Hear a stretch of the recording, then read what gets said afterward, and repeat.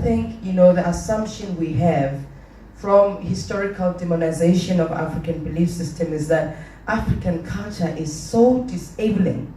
It's not enabling, it's oppressive, it's got all these stories. And yes, I'm not saying it's all rosy and that's the it. Let's work the African way and the world's problems get resolved. But we don't get to understand when we speak about culture, what is culture? Culture is a way of life, right? What is the culture of 2017?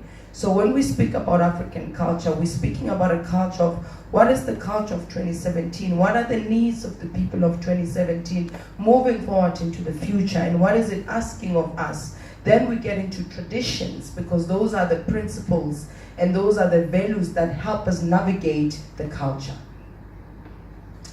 And that's what we need to understand about African tradition, because African tradition believes in African spirituality. It believes that as human beings, we're not only the body that we interact with daily, the mind we use to reason and validate and say wrong and right, but we are a huge spiritual entity that is very untangible. It's somewhere out there. It's like an atom that we really can't touch, but we know it exists. So and that's the core of most of our belief system as Africans, is that there's a huge spiritual entity that's not visible, but we know it exists. So when it comes to us navigating our current lives in 2017, we always have to ask, in what way, in our way of being, are we not disconnecting ourselves to that spiritual entity?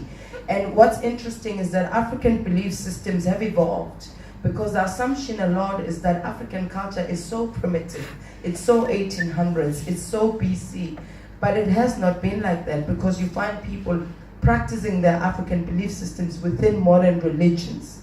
So on its own, that tells us that it has become an adaptive and an innovative culture.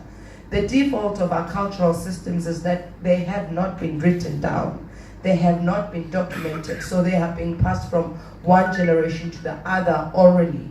But we're starting to change that, we're starting to change that. That's why there's people sitting in the room with their phones looking like they're doing something, but they're recording this because this is pivotal information. Who knows for when we're gonna need it and refer back to it.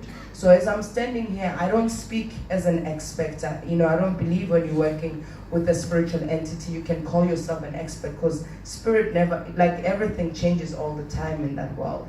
So I speak from my own experiences and my own understanding as a traditional healer, and what I had to work with and deal with when it comes to healing, when it comes to working with people, when it comes to addressing issues of complexity, such as asking people to donate organs after a loved one has passed away. So it gets me to my next point. Is it okay if I ask for water? May I please ask for water? Thank you. Thank you very much. So I'm going to build it up to the belief system of Africans that we don't believe death is the end of life. We actually believe death is the beginning of life, because the greatest form of hierarchy one we can possess is being what we call an ancestor.